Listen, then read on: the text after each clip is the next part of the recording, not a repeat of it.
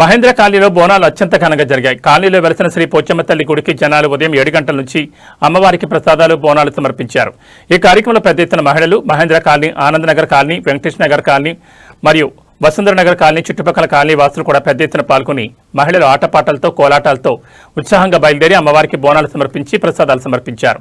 ఈ కార్యక్రమంలో ఆలయ అధ్యక్షులు నరసింహారెడ్డి, సెక్రటరీ నాచం రాజేష్, కోశాధికారి నరసింహారెడ్డి మరియు ఆలయ పూజారి నరసింహాచార్యులు, కమిటీ సభ్యులు సంగారెడ్డి వీరాస్వామి, ఉమామహేశ్వరరావు, చంద్రకాంత్ రెడ్డి, కాలనీ వాసులు అంజిరెడ్డి, చంద్రయ్య, నాగయ్య, రమేష్ గౌడ్, బండి వెంకట్, దిలీప్ కుమార్, కనకాంబరం తదితరులు పాల్గొన్నారు.